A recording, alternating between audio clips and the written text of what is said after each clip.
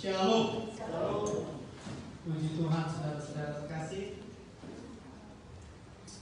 Saya mau mengajak kita membaca satu ayat, Lukas pasal 23 sampai Lukas pasal 23 ayat yang ke-33. Di layar sudah ada. Kita baca bersama-sama bagian ini. Sekali lagi, Lukas 23 ayat 33. Sudah dapat? 1, 2, 3. Ketika mereka sampai pertama ke kota, mereka menyalibkan Yesus di situ. Dan juga seorang penjahat yang seorang di sebelah kanannya dan yang lain di sebelah kirinya. Puji Tuhan.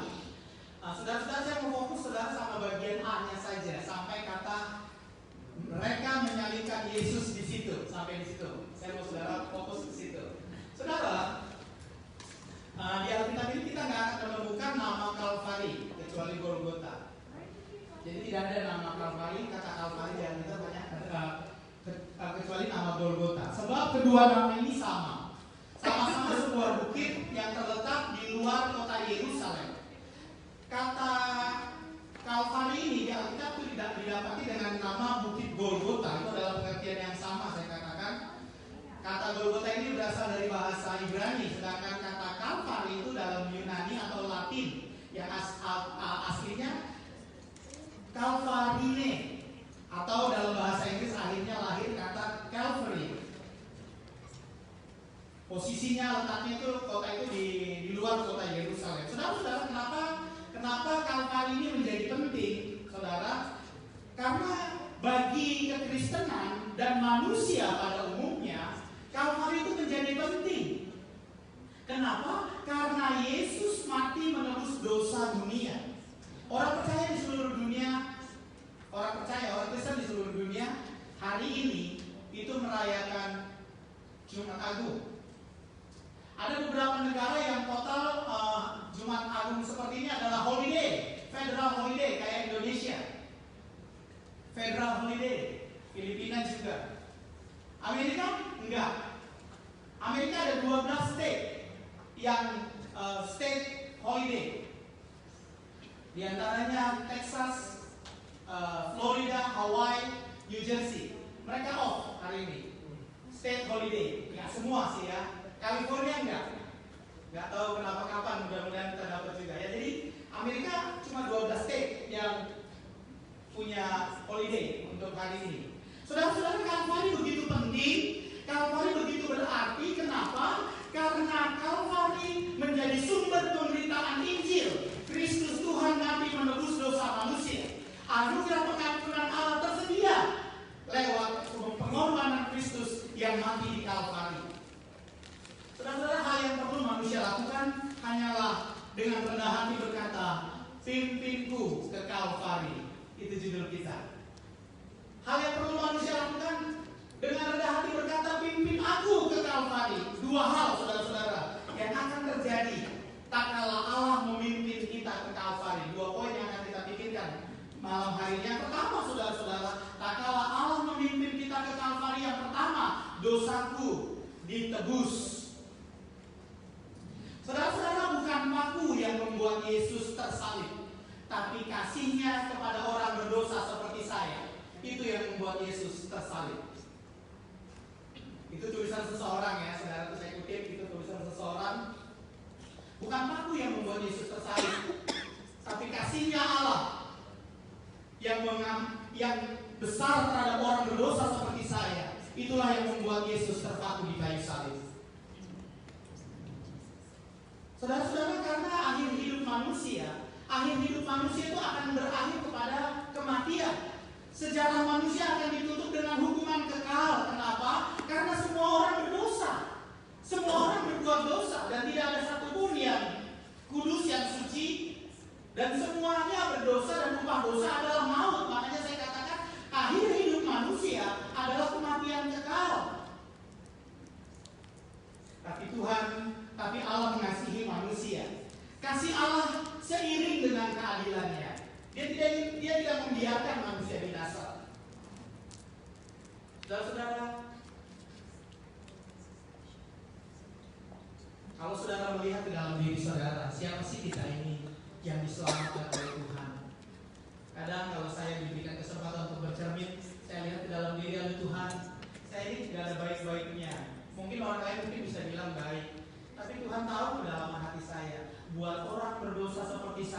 engkau mau mati? Bukankah saya sangat berharga di mata Tuhan? Buat orang yang berdosa seperti saudara dan saya, dia mau mati. Bukankah engkau berharga? Dia tidak menginginkan kebinasaan, dia ingin kita beroleh kehidupan. Tapi masalahnya saudara-saudara, tidak ada yang bisa menyucikan kita. Tidak juga perbuatan baik kita. Tidak perbuatan baikmu, tidak usahamu, enggak. Tidak ada yang bisa menyelamatkan kita dari hukuman kecuali ada korban. Dan Yesus adalah korban untuk pengganti dosa kita. Kasihnya Allah itu harus berjalan seiring dengan keadilannya Tuhan.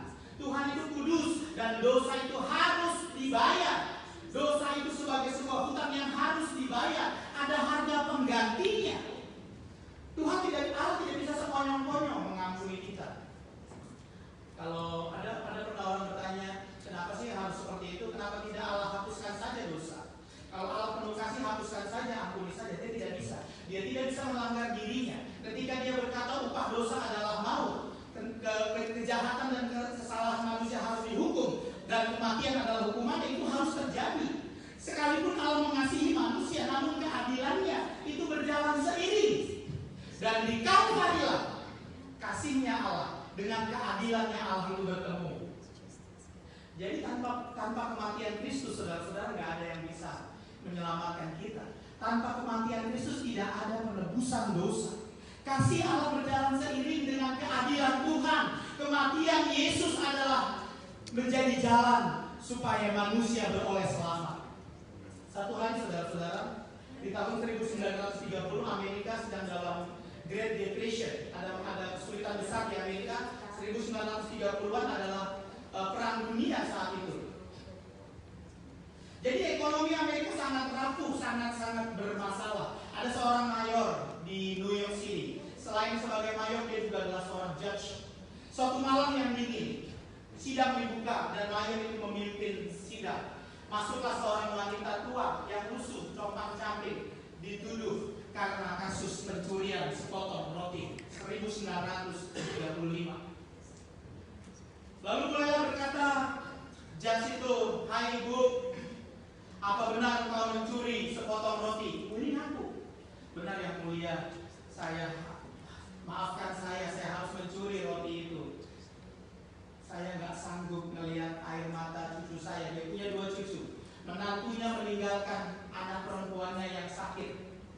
Jadi anaknya yang sakit itu tidak diperhatikan, dan 2 cucunya yang masih kecil-kecil kelaparan. Saya nggak tega melihat mereka. Mereka terlalu kecil untuk tahu apa artinya lapar. Lalu dia curi, singkat cerita. Hati hakim itu sangat sedih, tapi pemilik roti bilang, "Pak Hakim, jangan diampuni. Nanti ini membuat contoh yang gak baik buat masyarakat. Dia harus dihukum." Hakim itu harus berpikir sejenak, dan dia berkata, "Ibu, saya harus menegakkan keadilan. Sekarang $10 sebagai dendamu, atau 10 hari kurungan." $10 itu kecil buat kita sekarang, tapi buat tahun itu angka yang cukup tinggi. $10 atau 10 hari kurungan. Wah, ibu itu tersedih, dia menangis, dia gak bisa lakukan apa-apa, gak ada uang sebanyak itu. Tapi hakim itu merogoh kantongnya dan mengeluarkan uang bil $10. Dia bilang, "Ini $10 sebagai bayaran dari kesalahan wanita ini. Ibu, engkau bebas, engkau boleh pulang sekarang." Hakim gak boleh semena-mena membebaskan si terdakwa, karena kejahatan harus dibayar, karena kesalahannya harus dihukum. Dia tidak boleh mengabaikan hukum karena keadilannya, tapi karena kasihnya dia bisa juga lakukan itu. Dia bayar harganya, dia bayar dendanya, dan itu yang dilakukan oleh Tuhan Yesus. Dia mati menggantikan kita. Hukuman kekal itu, maut itu digantikan, kematianmu digantikan dengan kematiannya, sehingga kita tidak perlu lagi binasa. Bukankah itu sesuatu yang besar, yang tidak pernah bisa dibuat oleh siapapun juga? Kalau saudara ingat, saudara pernah merenungkan, di dunia ini sampai hari ini tidak ada kematian seseorang yang dirayakan tiap tahun. Siapapun dia, tidak ada. Hanya Tuhan Yesus saja yang kematiannya tiap tahun dirayakan oleh dunia. Hanya Yesus saja. Sebab dia adalah fakta sejarah. Dia pernah lahir di dunia ini, dan dia Tuhan yang mati untuk menebus dosa manusia, dan itu dirayakan. Dan tidak ada tokoh seperti dia. Keadilan Allah dengan kasihnya bertemu di Kalvari. Mengapa Kalvari menjadi penting? Ketika kita dituntun Tuhan ke Kalvari, maka dosamu diampuni. Lalu bagaimana? Bagaimana keselamatan itu terjadi sama kita? Saudara-saudara, pengorbanan Yesus di Kalvari itu memberi jalan kepada kita untuk kembali kepada Allah. Pengorbanan Yesus di kayu salib memberikan jalan selamat kepada kita. Yang perlu kita lakukan hanyalah sederhana, simpel sekali. Percaya dan terima. Ini mungkin saudara-saudara yang membuat banyak orang suka meremehkan kekristenan. Kenapa? Karena keselamatan kekristenan itu simpel katanya. Terlalu sederhana, hanya percaya, kita nggak lakukan apa-apa. Nonsense, dia nggak percaya. Terlalu sederhana. Tapi itulah yang terjadi, saudara-saudara. Engkau tidak perlu lakukan apa-apa untuk mendapatkan keselamatan itu, sebab ini bukan pekerjaanmu. Ini telah dikerjakan Tuhan di Kalvari. Ini telah dikerjakan Tuhan Yesus di Kalvari. Engkau tidak perlu lakukan apa-apa untuk beroleh selamat. Saudara-saudara terkasih, banyak ajaran-ajaran lain mungkin yang harus melakukan ini, melakukan itu, pakai ini, pakai cara ini, pakai cara itu, yang banyak detailnya gitu. Karena orang tertarik seperti itu. Wow, hebat ya. Ada harus puasa lah, ada harus kasih sumbangan uang lah, dan sebagainya. Mungkin itu menarik orang, tapi tidak, saudara-saudara. Alkitab hanya mengajarkan kepada kita karya Kristus di Kalvari itu berlaku buat semua orang hanya dengan percaya saja. Satu hari, saudara-saudara, ada seorang janda tua, dia datang ke gereja. Dia bawa satu berkas surat untuk minta tanda tangan pendetanya, karena dia dapat benefit dari anaknya yang seorang tentara yang mati dalam tugas. Dia bawa surat itu, dia kasih ke pendetanya supaya tanda tangan, supaya dia dapat benefit. Waktu pendetanya baca, akhirnya pendeta itu mau membicarakan sesuatu dari poin ini, dari momen ini dia mau bicara. Hai ibu, tahu nggak? Kamu nggak lakukan apa-apa untuk dapatkan uang benefit ini kan? Benar Pak Pendeta, saya nggak lakukan apa-apa. Dia bilang ibu itu, saya nggak lakukan apa-apa. Bukan usahamu sehingga kamu bisa dapat benefit itu. Betul Pak Pendeta, itu bukan usaha saya. Itu usaha anakku. Dia ingin agar aku dapat menikmatinya. Saya cuma taruh tanda tangan di situ dan saya dapat benefitnya. Sesederhana itu, saudara-saudara. Ibu itu mendapatkan benefit sesederhana itu ketika dia hanya tanda tangan dan terima, karena memang itu sudah diniatkan, itu sudah direncanakan oleh anaknya. Jika sesuatu terjadi kepadanya, ibunya menerima benefit. Saudara-saudara, bukannya demikian. Itu bukan usahamu. Kita tidak melakukan apa-apa, sebab tidak ada sesuatu yang baik yang didapati Tuhan dari kita untuk mendapatkan keselamatan. Semua kebaikan kita adalah kain kotor, kata Alkitab. Semua karena anugerah Tuhan. Engkau tidak perlu lakukan apa-apa. Simpel ya, sederhana ya, luar biasa. Tapi ini yang luar biasa, yang simpel, yang sederhana, yang tidak perlu lakukan apa-apa. Engkau hanya datang kepada Yesus, percaya kepadanya, terima, dan engkau mendapatkan benefitnya. Bukan usahamu, bukan usaha kita untuk selamat, hanya karena pengorbanan Kristus yang mati di Kalvari. Saudara-saudara terkasih, Tuhan Yesus ingin engkau terima berkat ini. Tuhan Yesus ingin terima berkat ini. Syaratnya mudah, hanya percaya. Dan sesimpel itu. Yang kedua, saudara-saudara, ketika Allah membawa kita ke Kalvari, yang kedua adalah deritaku dihibur. Pertama, dosaku ditebus. Yang kedua, deritaku dihibur. Satu hari ada seorang ibu bilang begini sama teman, aduh, hidup ini berat banget ya. Cobaan kok begitu banyak. Temennya jawab, kalau sedikit namanya cobain, bukan cobaan. Kok gak ketawa sekarang? Sudah berusaha ketawa, terus disini aja. Jadi karena cobaan itu banyak, ya wajar. Karena kalau sedikit namanya cobain. Ada seorang suami, saudara-saudara, dia taruh dompetnya di ruang depan, di ruang tamu gitu. Lalu tiba-tiba istrinya buka itu dompet suaminya diperiksa. Dia lihat di dompet itu ada fotonya. Wah, dia senang. Kenapa ya? Kok suamiku taruh fotoku di dompetnya? Lalu ketika suaminya datang ditanya, Mas, Saya mau nanya, ada apa? Kenapa kamu taruh fotoku di dompetmu? Oh itu, kata suaminya. Itu begini mah. Kalau saya di tempat pekerjaan ada masalah berat, saya buka dompet itu, hati saya mulai tenang. Oh istri saya senang begitu. Kalau saya di jalanan ada masalah yang membuat saya pusing, membuat saya susah, saya buka dompet itu, saya lihat fotomu, saya mulai tenang. Kalau saya di rumah ada masalah keluarga, cek seperti itu, saya cuma buka dompet saya dan lihat dirimu, hati saya tenang. Oh istrinya bangga, istrinya senang. Oh mas, sebegitu berharganya kah aku bagimu? Bukan begitu sayang. Masalah apa sih yang lebih besar daripada foto ini? Kata dia. Ini masalah terbesar buat saya. Nah, suami-suami sini jangan begitu ya, please jangan. Ini hanya ilustrasi saja. Saudara-saudara, masalah buat pria itu, buat suami itu masalah jadi ringan kalau lihat foto itu katanya. Masalah yang lain itu nggak seberapa, ini yang masalah besar. Saudara-saudara, ketika Yesus membawaku ke Kalvari, maka deritamu pun dihiburkan. Salib di Kalvari itu menjadi sumber sukacita dan kekuatanmu. Bila engkau pandang salib Kristus, engkau dimampukan untuk menanggung bebanmu. Kita diinspirasi oleh penderitaannya Kristus. Kita diinspirasi oleh perbuatannya yang besar untuk menyerahkan semua beban hidup kita kepada Tuhan Yesus. Dia tidak hanya menebus dosamu, tapi bebanmu pun ditanggungnya. Kesusahanmu pun ditanggungnya. Kita beroleh penghiburan dan dari semua kesedihan kita karena Tuhan telah menanggungnya di Kalvari. Beban diangkat di Kalvari. Saudara-saudara dikasih oleh Tuhan, malam hari ini kalau kau datang dengan beban, ingat bebanmu sudah diangkat di Kalvari. Engkau tidak perlu menanggungnya. Kalau kau tanggung sendiri itu salahmu dewe. Ya betul, karena itu sudah ditanggung Tuhan di Kalvari. Yang perlu kau lakukan adalah pandang salibnya. Bebanmu telah ditanggungnya. Engkau tidak perlu menanggungnya malam ini.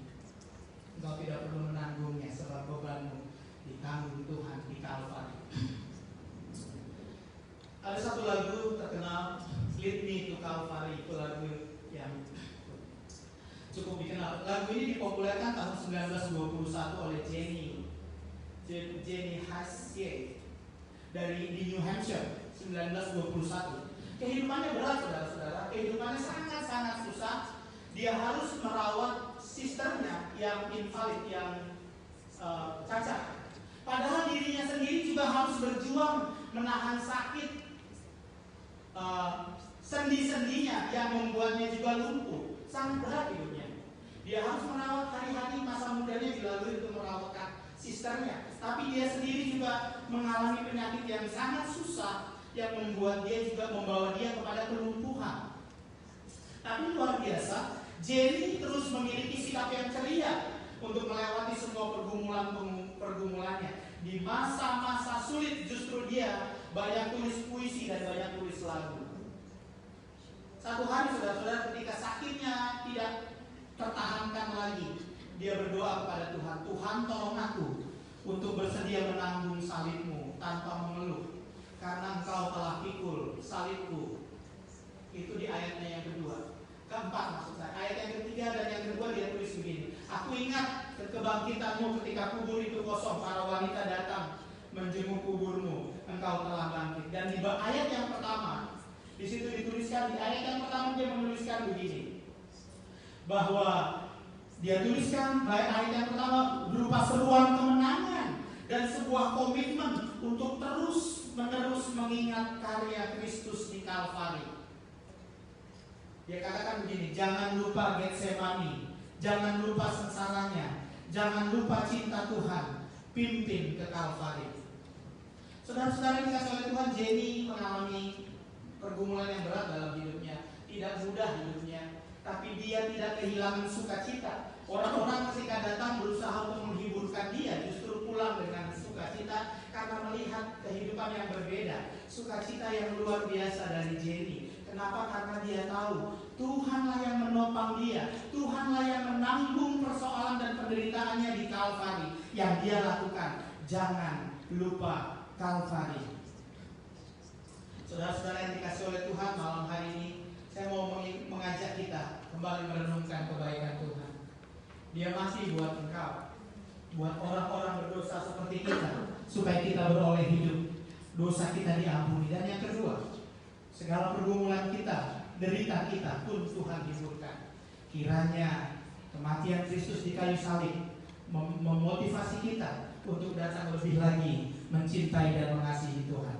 Amin. Untuk firman Tuhan, mari kita berdoa.